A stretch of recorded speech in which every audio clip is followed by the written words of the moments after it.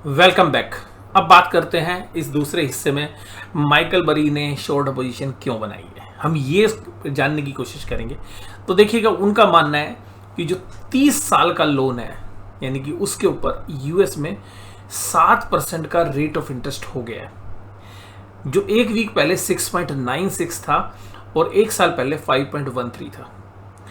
और ये कह रहे हैं कि जो हाउसिंग के प्राइस है वो अभी भी ऊपरी लेवल पर बने हुए हैं, यानी कि जो 2008 में सब प्राइम इश्यू हुआ था वैसी हालत नहीं है। यानी कि घर के प्राइस ऊपर है, वहां पर घर के प्राइस नीचे गिर गए थे या लोन घर की वैल्यू से ज़्यादा दे दिया गया था। अब होम बायर्स होम इक्विटी की तरफ जा रहे हैं, यानी कि होम इक्विटी से कैश ले रहे हैं। तो अब आपके मन में आएगा, सर ये होम इक्विटी क्या है? तो मैं यही आपको समझाने की कोशिश करूंगा और ये किस तरीके से एक रिस्क हो सकता है वो भी मैं बताने की कोशिश करूंगा। तो home owners are tapping into their home equity into cash. अब ये जो तरीका है ये क्या है, ये तो मैं आपके साथ बात करूंगा। लेकिन अभी यूएस के बाजारों में या यूएस के मीडिया में क्या चल रहा है कि जो 7% का जो एवरेज रेट हो गया है मोर्गेज का, उसके बाद जो होम बायर्स हैं या होम ओनर्स हैं जो वो एक इक्विटी होम लोन ले रहे हैं। मैं आपको एक सिंपल आसान भाषा में कहता हूँ, इक्विटी होम लोन या होम इक्विटी लोन्स ये क्या होता है पहले इसको समझिए। मान लीजिएगा आपके पास एक घर है 5 करोड़ रुपए का, आपने उसके ऊपर एक लोन लिया जो लोन की कीमत है 4.5 करोड़ रुपए, यानी कि 90% वैल्यू पर मान लीजिएगा बैंक आपको लोन देता है। अब आपने 3 साल तक उस लोन की पेमेंट कर दी। अब आपका बैंक पे उधार 4.5 करोड़ से घट के 3.5 करोड़ रुपए रह गया, यानी कि आप 1 करोड़ रुपए वापस दे चुके हैं। अब ये जो आप वापस दे चुके हैं पैसा 1 करोड़ रुपए, तो बैंक आपको एक फैसिलिटी दे रहा है कि भाई देखिएगा, जो आप 1 करोड़ रुपए दे चुके हैं, लेकिन इस पीरियड में घर की कीमत भी तो गिरी होगी। तो हम एक काम करते हैं, उस घर की आज के वर्तमान में क्या भाव है वो निकाल लेते हैं और आपने जो लोन दे रखा है, जो लोन चुका दिया है, उसके साथ हम एडजस्ट कर लेते हैं। मान लीजिएगा आज आपके घर की कीमत आती है 3.9 करोड़ रुपीस, क्योंकि घर है थोड़ा पुराना हो गया, फ्लैट है पुराना हो गया। 3.9 करोड़ और आपने पैसा आपका बकाया रहता है 3.5 करोड़। तो जो आपके पास 40 लाख रुपए हैं हम आपको वो और दे देते हैं। अब वो 40 लाख रुपए हम दे रहे हैं, वो हम आपको कैसे दे रहे हैं, वो आप इस घर का रेनोवेशन करा लीजिए तो आपके घर की कीमत बढ़ जाएगी। तो आप उस काम के लिए यूज कर सकते हैं, आप दूसरे पर्पसेस के लिए भी यूज कर सकते हैं। हम आपको एक सीसी लिमिट दे देते हैं जिसको बोला जाता है लाइन ऑफ क्रेडिट। तो ये 2 तरीके हैं, या तो आपको तुरंत पैसा दे दिया जाता है, आप उसको यूज करिए, रेनोवेशन कराइए और दूसरे पर्पसेस के लिए यूज करिए, क्योंकि घर की कीमत दोबारा से बढ़ जाएगी तो जो लोन है वो बैंक का सेफ हो जाएगा, क्योंकि जो पैसा आपको दिया गया उससे आपने घर में ही नया रेनोवेशन कराया। मान लीजिए आपका फ्री होल्ड प्रॉपर्टी है तो आपने उसमें और स्ट्रक्चर इंप्रूव कर लिया, या आपके पास फ्लैट वगैरह है तो आपने उसमें इंटीरियर वगैरह कर लिया, जिससे भी उस घर की कीमत बढ़ जाएगी। तो इसको बोला जाता है होम इक्विटी लोन। तो ये जो होम इक्विटी लोन है ये 2 तरीके से, यानी कि तो वंस लमसम पैसा दे दोगे, या दूसरा किस तरीके का दे दोगे कि दूसरा आप पैसा इस तरीके से दे दोगे कि भाई जब जरूरत हो तब यूज कर लेना। तो इस तरीके के जो लोन्स हैं ये जो है एक तरीके से हिडन वैल्यू जो घर की होती है उसको उजागर कर देते हैं।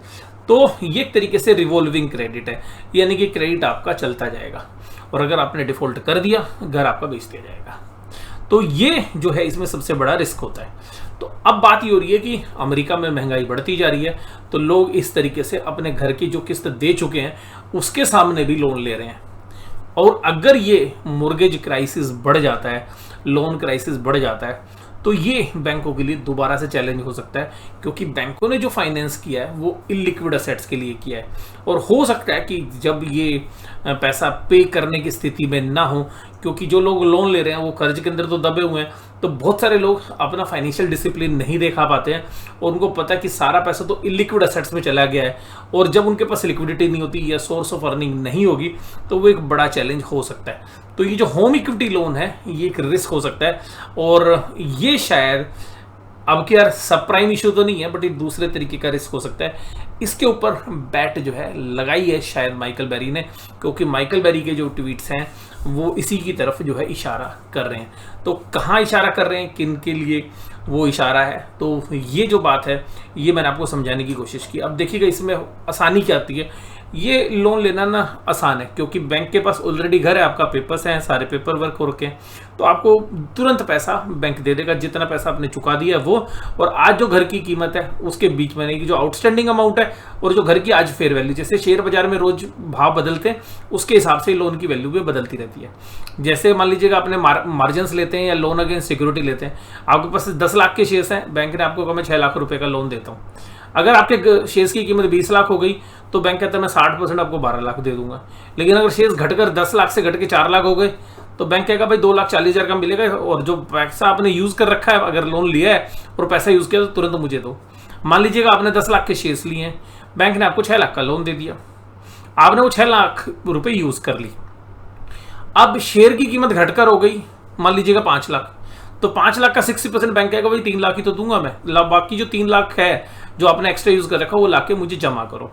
तो जब ऐसा क्राइसिस आता है तो वो क्या होता है, उसके इफेक्ट जो है ना वो एक के साथ दूसरे इफेक्ट आते हैं, यानी कि एक असेट से दूसरी असेट्स में जाते हैं, दूसरी से तीसरी में। तो एक जगह डिफॉल्ट होगा तो वो डिफॉल्ट आप करोगे बैंक का, बैंक ने भी कहीं से पैसा ले रखा हो वहां से डिफॉल्ट होगा, तो वो एक चेन क्रिएट हो जाती है।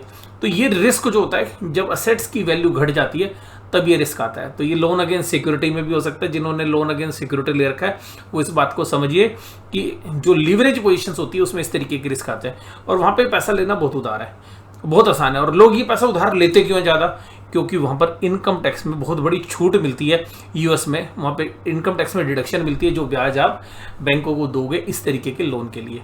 तो जो मोर्गेज लोन है यानी कि जो घर के लिए ले रखा है या होम इक्विटी लोन लिया हुआ है उस पर भी आपको छूट मिलती है। तो इसलिए ये काफ़ी बड़ी मात्रा में बहुत तेज़ी से बढ़ता हुआ नज़र आ रहा है इस समय पर। जो वहाँ पर सबसे बड़ा जो चैलेंज है वो यहीं से जो है एंटिसिपेट किया जा रहा है कि भाई ये जो रिस्क है ये हो सकता है। अब अगर हम बात करें कि भाई इसमें दिक्कत क्या है, भाई दिक्कत ये कि आसानी से मिल जाता है, यही बड़ी दिक्कत है, क्योंकि आसानी से पैसा मिल गया। अब पैसा आपने ले लिया और आपने अपना असेस किया नहीं कि भाई फाइनेंशियल डिसिप्लिन था नहीं, भाई पैसा कितना यूज़ करना है, तो ये लिटरेसी वहाँ पर भी कम है जैसे इंडिया में है। और जब कोई भी हल्का सा भी क्राइसिस आए या ये जो अगर मान लीजिएगा इन्फ्लेशन काफ़ी लंबे समय तक ऊपर रहेगी तो डिमांड ऊपर बनी रहेगी और फिर लोग डिमांड करेंगे कि जी मुझे और पैसा चाहिए, और उस केस के अंदर क्या होता है लोग कहेंगे चलो मैं अपना घर सस्ता ही बेच देता हूँ पर मुझे पैसा चाहिए। तो ये एक रीजंस है। और अगर वो नहीं भी बेचेंगे, अगर आप लोन का डिफॉल्ट करना शुरू करोगे तो बैंक बेचना शुरू कर देंगे, तो जो फोरक्लोजर है वो बहुत ज़्यादा रिस्क होता है। और फिर बैंक जो है उन असेट्स को जब बेचने के लिए आएंगे तो जो सप्लाई है वो बहुत तेज़ी से आएगी। और आपको पता है कि जो रियल एस्टेट है ये एक इलिक्विड असेट्स वाला मैकेनिज्म है। अभी आपने देखा चाइना में भी क्या हुआ कि वो जो रिस्क आया वो प्रॉपर्टी की वजह से ही आया है। जो वहाँ पे चाइना में भी अभी जो रियल एस्टेट का जो रिस्क है या रियल एस्टेट के अंदर जो फाइनेंशियल डिफिकल्टीज आ रही हैं वो भी इसी वजह से आ रही है, क्योंकि रियल एस्टेट एक इलिक्विड असेट्स है। अगर वो खुद कैश जनरेट नहीं कर दे, यानी कि या तो वो खुद किराए पे ना कमा के दे या उसमें रहने वाले लोग बहुत अच्छी कमाई नहीं कर रहे, तो वो एक बर्डन बन जाता है रियल एस्टेट। तो वो रिस्क हमने देखा सब प्राइम में भी देखा, अभी चाइना में भी देखा, और उसी को ये एंटिसिपेट कर रहे हैं दोबारा से। और अगर ये घर की सेल होनी शुरू होती है तो ये एक बहुत बड़ा क्राइसिस हो सकता है जैसा 2008 में था। ये शायद जो है माइकल बरी जो है एंटिसिपेट कर रहे हैं। तो क्या रीज़न है ये मैंने आपके साथ बताने की जो है चेष्टा की है। इसके अलावा देखिएगा मैंने आपको ये बोला कि माइकल बरी की तो बात ठीक है, और वारन बफेट ने भी तो भाई 8 बिलियन के जो है स्टॉक की जो इन्वेस्टमेंट है वो रिड्यूस कर दिया, और उन्होंने पैसा कहाँ डाला है गवर्नमेंट सिक्योरिटीज़ में, जो सेफ इन्वेस्टमेंट में, जो वो बहुत ही कम पसंद करते हैं। तो आप समझिएगा कि वो अभी अपना पैसा कैश में रखे हुए हैं और वो खुद मान रहे हैं कि कैश इज़ किंग। तो ये भी एक चिंता का कारण जो है यूएस मार्केट में बना है। और देखिएगा अगर यूएस में कुछ होगा ना तो हमारे बाजार अछूते नहीं रहेंगे, ये बात ध्यान रखिएगा आप लोग कहेंगे नहीं सर ऐसा तो होगा ही नहीं। मैं आपको बताता हूँ एक सेंटीमेंट इफेक्ट होता है। अगर मान लीजिएगा जैसे भी चाइना के बैंकों में सेलिंग हो रही है, यूएस के बैंकों में भी सेलिंग होगी, तो एक सेंटीमेंट इम्पैक्ट इंडिया के बैंकों में भी हो सकता है। इंडिया का बैंक आज निफ्टी में सबसे बड़ा वेटेज रखता है और उसके बाद जो बाकी फाइनेंशियल्स है। इसके अलावा जो हायर रेट ऑफ इंटरेस्ट अगर रहते हैं तो इंडिया के अंदर अगर बैंकों को ग्रोथ कैपिटल चाहिए ग्रोथ कैपिटल चाहिए, तो ग्रोथ कैपिटल के लिए महंगा ही लोन मिलेगा, तो वो हमारे बैंकों के लिए भी सस्टेनेबल नहीं है, तो उसकी वजह से भी हमारे बैंकों की वैल्यूएशन से नीचे आ सकती है।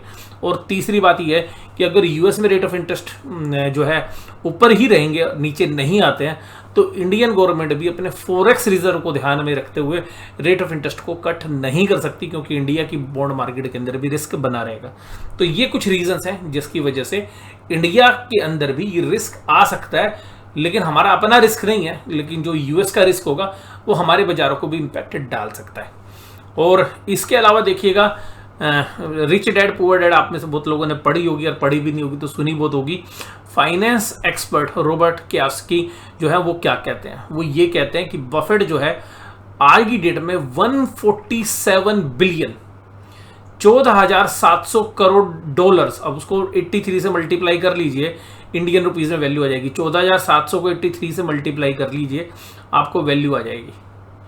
ठीक है जी, तो ये 14,700 करोड़ को अगर आप 80 से मल्टीप्लाई करेंगे तो निफ्टी के अंदर की जो 6-7वें नंबर की कंपनी है उसकी वैल्यू आ रही है। तो इतनी वैल्यू वो कैश में लेके बैठा हुआ है और कह रहा है कि वो कहाँ लगा रहे हैं अपनी मनी, शॉर्ट टर्म ट्रेजरी के अंदर। शॉर्ट टर्म ट्रेजरी मतलब उनको लगता है कि शॉर्ट टर्म में बाजार गिरेगा तो जब अच्छे भाव आएंगे तब खरीदेंगे। और कहता है कि ये वो व्यक्ति है जो हमेशा इक्विटी की वकालत करता है, वो इतनी बड़ी अमाउंट कैश में लेके बैठा, वो एक रिस्क है। और जो रिसेशन का रिस्क है वो अभी भी खत्म नहीं हुआ है, वो 2024 तक जो है आ सकता है, ऐसा अभी भी 50-50 है लोगों का मानना है। अब इसके बाद अगर हम बात करें तो ये जो इंफॉर्मेशन है, जैसे मैंने भी आपको बताया 13F की फाइलिंग्स होती है, जिसके माध्यम से पता चलता है कि जो बड़े प्लेयर्स हैं उन्होंने कहाँ पोजीशंस बनाई है। तो ये जैसे हमारे यहाँ पे 1% से ज़्यादा इक्विटी जिन लोगों के पास होती है वो डिस्क्लोजर देते हैं, उसी तरीके से यूएस के अंदर भी होती है। तो सिकोन असेट्स मैनेजमेंट फंड जो है उसने अपनी ये डिस्क्लोजर में दिया है। उसके बाद अगर हम बात करें कि यहाँ पर कि जो ट्रेजरी यील्ड्स हैं वो उनका बढ़ने का सिलसिला जारी है। अब देखिएगा, कुछ बात करते हैं टेक्निकली। अगर हम इन सारी चीज़ों को देखें तो जो बाजार के कुछ दिग्गज शेयर्स हैं, यूएस के बाजारों के, इंडिया के बाजारों की नहीं मैं बात कर रहा, यूएस के बाजारों के जो दिग्गज शेयर्स है उसमें एक दिग्गज शेयर्स है एप्पल। तो अगर एप्पल का चार्ट आप देखेंगे, स्क्रीन पर आपको एप्पल का चार्ट नज़र आ रहा होगा, तो इसने अपनी जो ट्रेंड लाइन है उसको तोड़ दिया है, तो वहाँ से वीकनेस आ रही है। और देखिएगा, मैं इन सबके बाद ये आपको बात कहूँगा, देखिएगा कुछ बड़े प्लेयर्स ने कुछ पोजीशन बना ली, तो उसका मतलब ये नहीं कि बिल्कुल ही मंदी होगी। आप अपना दिमाग लगाइए, और बाजार को प्रेडिक्ट करना बहुत ही मुश्किल है, बहुत सारी चीज़ें जो है अफेक्ट करती हैं, और बहुत बार ये अपनी पोजीशंस हेजिंग के लिए भी लेते हैं, जो मैंने भी शुरू में चर्चा की थी। तो या कभी कभी अपने कैश की पोजीशंस को बढ़ा लेते हैं, उस लिए भी जो है इस तरीके की पोजीशंस रखी जाती हैं कि भाई ठीक है, अभी कैश रख लेते हैं, और अगर बाजार नीचे आएगा तो उसके लिए जो है अपनी ऑप्शंस को यूज़ करते हैं।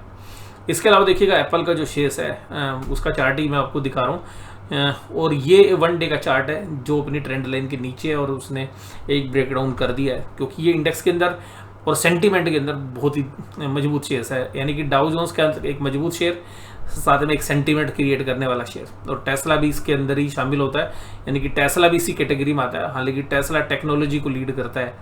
अब एप्पल का ये जो शेयर्स है वो अगर आप वीकली चार्ट में देखें ना भैया, क्या बड़ी कैंडल बनी है 3 वीक के अंदर। इस एप्पल के शेयर्स ने एक ऐसा ट्रेंड बनाने की कोशिश की है जो ये इंडिकेट कर रहा है कि अगर एप्पल में मंदी बन रही है तो ये कहीं ना कहीं यूएस के बाजारों के लिए एक जो है चेतावनी है। उसी तरीके से अगर टेस्ला के शेयर्स को 1 मंथ के चार्ट पे देखें तो आप देखिएगा भी पिछले 2 महीनों के अंदर एक अच्छे डाउनफॉल के बाद इसने एक अच्छा पुल बैक दिया था, लेकिन दोबारा से भी कमजोरी दिखाने की तरफ बढ़ता हुआ नजर आ रहा है। और देखिएगा, वोलाटाइल शेयर्स है काफ़ी ज़्यादा टेस्ला। तो देखेंगे अगर टेस्ला के पिछले 3 साल के हाई प्राइस देखेंगे तो वो तकरीबन $400 है, और वहीं पर उसका लो देखेंगे तो वो $110 के आसपास आता है। तो ये शेयर्स टूटता भी कितनी तेज़ी से और बढ़ता भी कितनी तेज़ी से, तो ये बात आपको समझ में आनी चाहिए। और टेस्ला के जो शेयर्स हैं वो हमारे भी जहाँ पे एक्सचेंज ट्रेडेड फंड्स हैं, जिन्होंने भी यूएस के जो रिलेटेड ETFs हैं उनमें निवेश किया है, तो उनके प्राइस को भी बहुत तेज़ी से फ्लक्चुएट करता है। अब टेस्ला का अगर डेली चार्ट भी देखेंगे तो देखिएगा, यहाँ डेली चार्ट में भी अगर पिछले 6-7 दिन के पैटर्न देखेंगे तो एक डाउनवर्ड ट्रेंड जो है इमर्ज हुआ है यहाँ पे। इसके बाद अगर हम माइक्रोसॉफ्ट की भी देखें तो माइक्रोसॉफ्ट के चार्ट का पैटर्न भी अगर आप देखना चाहेंगे तो माइक्रोसॉफ्ट का भी डेली चार्ट के ऊपर एक नेगेटिव पैटर्न है। और माइक्रोसॉफ्ट भी देखिएगा डाउ जोन्स की एक दिग्गज कंपनी है। तो यहाँ से ये जो संकेत आ रहे हैं, अगर माइक्रोसॉफ्ट को अगर आप डेली चार्ट फ्रेम में देखेंगे तो जिस तरीके की वीकनेस आपको नजर आ रही है, अगर मंथली चार्ट में अगर आप माइक्रोसॉफ्ट को देखेंगे तो लास्ट के अंदर जो ऊपर से एक सेलिंग देखने के लिए आई, लेकिन अभी मंथली चार्ट में कोई क्लियर इंडिकेशंस नहीं है। और हेज फंड्स क्या होते हैं ये मैं आपको बता देता हूं, क्योंकि मैंने बहुत बार आपके साथ हेज फंड की चर्चा की है।